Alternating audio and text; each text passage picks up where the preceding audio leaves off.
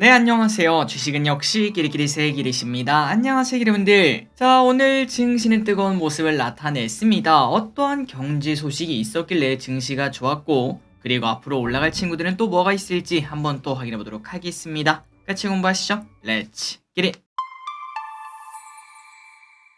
첫 번째 소식입니다. 에코프로 친구들이 난리. 에코프로 친구들의 실적이 나왔습니다. 물론 에코프로와 에코프로 BM의 영업이익은 적자가 나면서 증권사들이 예측했던 그대로 쇼크가 난 걸 볼 수 있었는데요. 하지만 주가는 오히려 더 이상 나빠질 곳이 없다라고 외치며 상승하는 모습을 나타냈다고 합니다. 게다가 이 와중에 갑자기 장중에 이런 얘기가 나왔습니다. 에코프로는 5분의 1 액면 분할을 하겠다라고 발표했고요. 지금 현재 주가가 60만 원이라고 치면은 5분의 1로 줄이면은 12만 원으로 줄어든다는 소리 아니겠습니까? 그리고 그때가 되면은 당연히 우리가 에코프로 솔직히 말해서 비싸서 못 사신 분도 계실 거라고 생각하고, 그리고 상대적으로 이거 언제 이렇게 떨어졌어? 라는 착시까지 생기기 때문에 사람들의 매수세가 더 늘어난다고 예상을 해볼 수 있습니다. 그러다 보니까 액면 분할은 보통 호재로 인식이 되고, 오늘 또 에코프로의 호재로 인식이 되며 20%나 급등하는 모습을 나타내기도 했었죠. 이 와중에 또 에코프로 BM 또 이야기를 꺼냈습니다. 코스피 이전 상장 이야기를 꺼냈다고 하니까 오늘 에코프로 친구들이 급등하는 모습을 나타냈네요.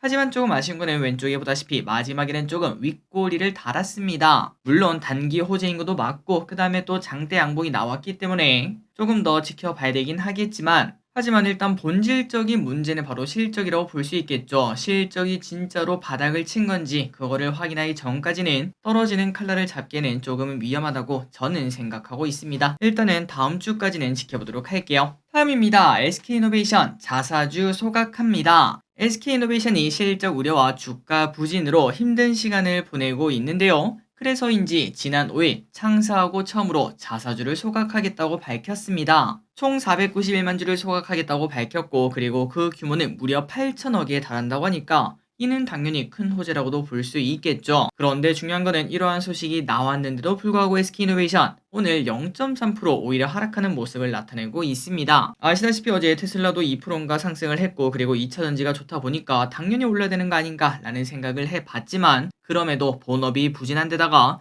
배터리 사업도 크게 개선될 여지가 보이지 않기 때문에 어떤 호재를 갖고 와도 이게 백약이 무효한 상황이 현재 나타나고 있다고 합니다. 주주분들 입장에서는 많이 아쉬울 듯 합니다. 다음입니다. 옐런, 미국 상업용 부동산 침체가 우려. 어제 옐런이 깜짝 놀랄 소리를 했습니다. 미국 내 상업용 부동산 침체가 우려된다고 언급을 했고요. 그리고 이런 이야기를 또 하니까 미국 지역은행 뉴욕 커뮤니티 뱅코프 NICB 주식이 또다시 20% 급락했다고 합니다. 참고로 이 친구 지난주에 한번 급락했던 적이 있었죠. 그런데 이번에 또다시 급락하고 시간에서도 16%나 급락하고 있어서 아마도 여기서 오늘 천하제일 단타 대회가 열리겠구나, 미국에서도 열리겠구나 라는 예상도 해볼 수 있겠네요. 그렇다면 옐런이 이런 이야기를 한 이유가 뭔가, 미국 내 상업용 부동산 침체가 우려되는 이유가 뭔가 봤더니 당연히 고금리겠죠. 그리고 두 번째는 재택근무가 늘어나며 상업용 부동산의 공실률이 상승할 수밖에 없었다고 합니다. 게다가 올해 만기가 가득한 대출 규모 등이 요인이라고 하니까 충분히 근거가 타당하죠. 다만 시스템 리스크로는 번지지 않을 것, 컨트롤 가능하다 이러한 뷰가 많기 때문에 아직은 걱정할 필요는 없어 보이는데, 하지만 항상 위기는 우리가 무시했던 곳에서 오는 거겠죠. 만약 올해 급락이 나타나게 된다면은 분명 거기에는 경기 침체라는 단어가 있을 것도 우리가 같이 생각을 해봐야 될 것 같습니다. 다음입니다. 우리나라도 잘 대응 중. 태형건설의 워크아웃도 벌써 시간이 오래 지났습니다. 이제는 제2의 태형건설을 막기 위한 움직임이 활발하다고 하는데요. 이번에는 증권사 그리고 4대 시중은행들이 힘을 합쳐 롯데건설 유동성 지원에 나선다고 합니다. 그러다 보니까 롯데건설은 앞으로 3년간 유동성 부담을 던다고 하니까 우리가 제2의 태형건설을 아마도 만나기는 조금 어려울 것 같습니다. 다 잘 됐으면 좋겠습니다. 더 이상 큰 피해가 생기지 않았으면 좋겠네요. 다음입니다. HMM. 야, 이게 진짜 무산되네. 하림이 HMM을 인수하는 게 결국 결렬이 되었다는 소식입니다. 2주 전인가요? 그때 좀 삐걱거린다는 이야기를 봤는데 진짜 이렇게 되었고, 그러다 보니까 예전에 급락했던 페노션, HMM을 인수하려면 페노션에서 엄청난 자금을 빼내야 돼서 오히려 페노션의 주가가 왼쪽에 보다시피 크게 급락한 바 있었는데, 그런데 이 친구 걱정이 사라졌으니까 다시 또 되돌려야겠죠. 오늘 이렇게 급등하는 모습을 나타냈다고 합니다. 그리고 다른 친구인 하림은 HMM을 인수한다고 하면서 급등한 바 있었는데 오늘은 폭락을 피하지 못했다고 하며 HMM을 소폭 하락하는 모습을 보였다고 합니다. 그러다 보니까 결국 또 새로운 주인을 찾아서 HMM을 나서야 되는데 앞으로 이쪽에서도 또 시끌시끌할 걸 예상해 볼 수 있겠네요. 다음입니다. 새로운 이통사가 떴다. 우리가 보통 이통사면은 SKT, KT 그리고 LGU 플러스를 떠올립니다. 그런데 이제는 우리가 하나 더 스테이지 X를 넣어야 될 듯한데요. 스테이지 X가 뭔가 봤더니 바로 이번에 28GHz 주파수를 받은 회사입니다. 그래서 이 친구 큰돈 투자해서 한번 낙찰 받았으니까 언제 서비스를 출시하나 봤더니 바로 25년 상반기에는 전국망 통신 서비스를 출시할 계획이라고 하네요. 자, 그렇게 되면 우리가 이제 내년만 되면은 우리의 선택지도 3, 4 플러스 알뜰폰 말고 통신사가 하나 더 생긴 걸 볼 수 있습니다. 그리고 여기에는 당연히 경쟁이 생길 수밖에 없기 때문에 우리 입장에서는 당연히 큰 호재라고도 볼 수 있겠죠. 통신 요금 조금 싸지겠네요. 다만 그 반대로 통신 3사에게는 당연히 악재라고도 볼 수 있기에 최근 저 PBR이다 뭐다 이런 얘기가 나오고 있는 와중에 조용한 모습인 걸 확인할 수 있습니다. 다음입니다. 이재용 사업업 리스크 해소 후 바로 출국. 이재용 회장이 바로 출국을 했습니다. 어디로 가는가 봤더니 바로 중동으로 출동했다고 하는데요. 그리고 이달 하순에는 독일 등 유럽으로 가게 될 것으로 보인다고 합니다. 그렇다면 가서 뭐 하나 봤더니 일단 예상으로는 중동에서도 그리고 유럽에서도 6G에 관련된 만남을 가질 것으로 본다고 합니다. 물론 이거는 예상이기 때문에 실제로 만날지는 잘 모르겠지만 마침 또 유럽에서 이달 말 MWC가 열리는데 MWC가 뭐죠? 맞습니다. 세계 최대의 모바일 산업 및 컨퍼런스를 위한 박람회죠. 당연히 6G 이쪽 이야기가 안 나올 수가 없습니다. 또한 6G를 제외하고도 AI, 로봇 등의 기대감도 가득하다고 하고 최근 들어 M&A 이야기도 나오지 않겠습니까? 어떤 이야기가 나올지 잘만 하면은 새로운 주도주가 분명 나타날 수 있을 것 같은데 귀 쫑긋해서 바로 보고 알려드리도록 하겠습니다. 다음입니다. 무디스 신용등급 상향. 무디스가 현대차 그룹의 신용등급을 Baa1에서 A3로 상향했다는 소식이 나왔습니다. 요즘 현대차의 호재가 끊이지 않네요. 이로써 처음으로 현대차는 A등급을 받았다고 하며 그리고 참고로 무디스에서 A등급을 받은 자동차 기업은 현대, 기아, 토요타, BMW, 벤츠 등 8개밖에 안 된다고 합니다. 그리고 우리가 이틀 전에 봤었습니다. 인도 법인의 IPO 기대감도 나오고 있는 걸 확인할 수 있죠. 중요한 거는 인도에 만약에 상장하게 되면 무려 40조에 가까운 평가가 예상된다고 하는데 참고로 지금 현대차가 이렇게 급등해도 시가총액이 51조다 보니까 야 이거 진짜 코리아 디스카운트 엄청나네 라는 얘기도 이어질 수 있을 듯 합니다. 어쨌든 40조 절대 적은 돈이 아니겠죠. 그러다 보니까 주관사 경쟁도 치열하다고 하는데 골드만삭스, JP모건 등 글로벌 IB 기업들이 인도 현지 상장 자문 PT를 진행하고 있다고 합니다. 어쨌든 현대차 과연 30만원까지 갈 수 있을지 그리고 기아도 같이 갈 수 있을지 다른 저 PBR 관련주는 어떨지 계속 보도록 할게요. 그런데 현대차의 아픈 손가락이 있습니다. 그건 바로 캐스퍼인데요. 작년에는 겨우 할인 행사를 왕창 해서 재고를 밀어낸 캐스퍼. 그런데 올해 걱정이 더욱더 크다고 합니다. 여러분들이 아시다시피 작년보다 올해가 우리가 먹고 살기가 조금 더 팍팍하다 이런 얘기도 있지 않겠습니까? 그러다 보니까 작년에는 무려 17%나 할인하면서 재고를 밀어냈는데 올해는 얼마나 더 해야 될지 걱정이 나올 수밖에 없을 듯 하네요. 그런데 우리는 이렇게 말할 수 있습니다. 아니 그러면 캐스퍼를 좀 적게 만들면 되는 거 아니야? 라고도 말할 수 있지만 광주형 일자리로 설립된 광주 글로벌 모터스 GGM이라고 불리는데 여기랑 계약해서 캐스퍼를 만들다 보니까 생산량을 마음대로 조정할 수가 없다고 합니다. 그러다 보니까 차량이 잘 안 팔리면 현대차의 수익성이 나빠질 수밖에 없는 구조라고 하네요. 참고로 연간 생산량은 45,000대인데 이 정도 팔기도 쉽지 않다고 합니다. 그런데 캐스퍼에게는 한 가지 비장의수가 있다고 합니다. 그건 바로 전기차 캐스퍼. 이 친구가 만약에 올해 이제 하반기에 출시가 되는데 만약에 이 친구가 잘 팔리게 되면은 GGM도 당연히 현대차도 웃을 수 있다고 하니까 과연 소형 전기차 캐스퍼가 잘 팔릴 수 있을지 올해 말에 잘 봐야 될 듯 합니다. 그런데 혹시나 잘 못 팔린다면은 아마도 연말에는 우리가 더 싼 캐스퍼도 볼 수 있겠네요. 다음입니다. 또다시 조선주의 좋은 이야기가 나왔네요. LNG 운반선 15척 수주. 삼성중공업이 중동에서 LNG 운반선 15척 수주에 성공했다고 합니다. 그 금액은 총 4.57조로 삼성중공업 창립 이래 단일 수주 기준 가장 큰 규모라고 하네요. 그래서 이 계약을 포함해 삼성중공업이 올해 들어 확보한 일감은 총 37억 달러라고 하며 작년 한 해 수주한 실적이 83억 달러다 보니까 2개월 만에 거의 작년의 반이나 채워 넣었다고 합니다. 진짜 슈퍼사이클 맞네요. 그리고 한편 H3 한국투자내양도 총 46억 달러를 신규 수주의 연간 목표에 이미 34%를 채운 상황이라고 하며, 그리고 현대중공업도 작년 10월 카타르에서 39억 달러의 수주 계약을 따내며 단일 수주 기준 국내 조선업계 사상 최대 규모를 기록했다고 합니다. 자, 그래서 이제 이러한 이야기가 나오고 있는 와중에 하지만 오늘 삼성중공업은 조금은 아쉬운 모습을 나타냈습니다. 다음입니다. 여기도 잭팟이 터졌습니다. 오늘은 LIG 넥스원의 수출 소식이 시장에 알려지며 방산주가 관심을 받았는데요. 사우디와 천궁2 수출 계약을 진행하는데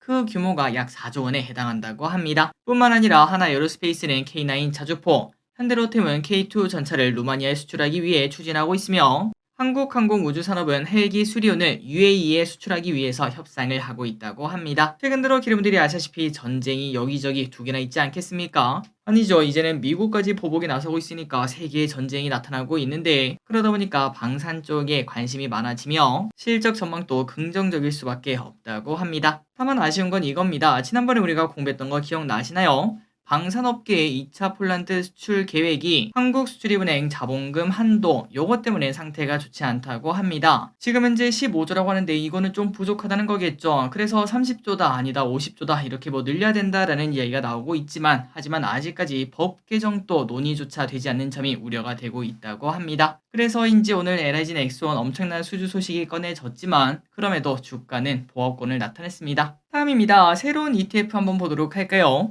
요즘 중국이 바닥이다라는 이야기가 있죠. 그렇다면 이 ETF는 어떤가 한번 보도록 하겠습니다. 최근 상장한 SF 플러스 차이나 1등 기업 포커스 10 액티브라는 ETF는 중국 내 각 산업별 1등 기업만 10개 추려서 투자하는 ETF라고 합니다. 개인적으로 많이 관심이 가더라고요. 그리고 또 다른 ETF는 곧 상장하는 유니콘 포스트 IPO 액티브라는 친구인데, 요 친구는 우리 공모주 있죠. 그때 공부했던 애들, 그 친구들이 상장하고 난 다음에 처음에 막 올라갔다가 떨어졌다가 그거 다 나오고 난 다음 한 1개월에서 한 6개월 사이 그 정도 기간 지난 후에 조금 바닥에 깔리지 않겠습니까? 그때 좋은 기업만 골라서 담는 ETF라고 합니다. 개인적으로 제가 공모주를 많이 분석했을 때 처음에 주가가 쭉 올랐다가 몇 개월 쭉 빠졌다가 그 다음에 어떤 테마를 타면은 그 친구들이 다시 크게 급등하는 모습을 가끔 나타내는데, 그런 것들을 요 ETF가 잘 노려준다면은 충분히 기대가 되는 ETF라고도 말을 해볼 수 있겠네요. 그리고 개인적으로는 이 ETF 설령 우리가 사지 않더라도 어떤 기업이 편입되는지 그것만 봐도 우리에게 큰 도움이 될 것 같습니다. 마지막으로 비만약 섹터 좋아하시나요? 코덱스 글로벌 비만 치료제 탑2 플러스라는 ETF도 상장하는데 노보노디스크, 일라일리 당연히 두 개 들어가고요. 그리고 그 외 다른 기업들 조금 넣어서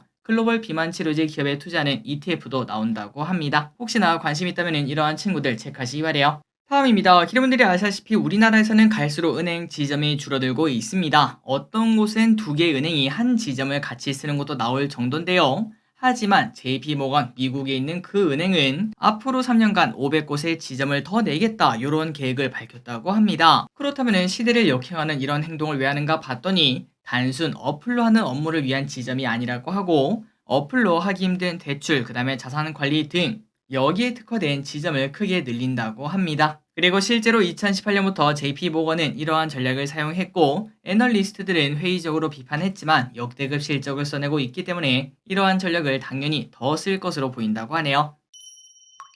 다음입니다. 대단한 나초 단종. 자, 대단한 나초 좋아하시는 분들 계신가요? 2009년에 출시되었던 오리온의 대단한 나초가 14년 만에 생산이 중단되었다고 합니다. 작년에 찍먹 나초를 새로 출시하고 그만큼 선택과 집중을 하기 위한 것이라고 하는데, 그렇다면 어디에 집중하는가 봤더니 바로 매운맛에 완전 미쳐 날뛴다고 합니다. 여러분들이 아시다시피 요즘 뭐 과자 사러 가도 아니면 뭘 사러 가도 대부분 매운맛이 출시가 되어 있는데, 그러다 보니까 오리온도 거기에 탑승하는 걸 볼 수 있다고 하네요. 그래서 오리온은 이미 작년부터 포카치 맥스, 레드 스파이시 맛, 매콤한 꼬북칩, 찍먹 나초 등을 연이어 출시하고 있고, 실제로 이 제품들은 매운맛을 좋아하시는 분들이 당연히 많이 사 먹고 있다고 합니다. 좋은 결과 있었으면 좋겠습니다. 다음입니다. 최근 들어 많이 올랐던 하나투어, 그런데 오늘 급락하는 모습을 잠시 나타냈었는데요. 왜 그런지 보도록 하겠습니다. 하나투어가 4분기 호실적 발표 플러스 대규모 배당을 결정을 했습니다. 당연히 호재다라고도 볼 수 있는데, 그런데 뉴스의 파랄할까요?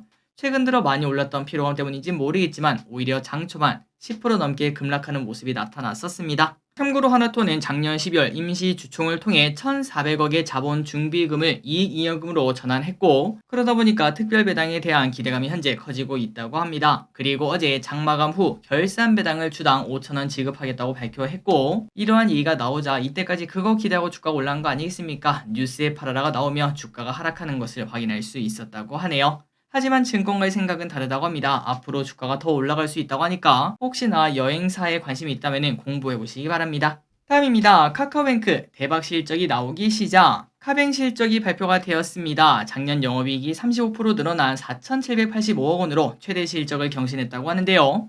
그러자 오늘 카뱅은 급등하는 모습을 잠시 보였고, 카카오페이도 덩달아 같이 상승했습니다.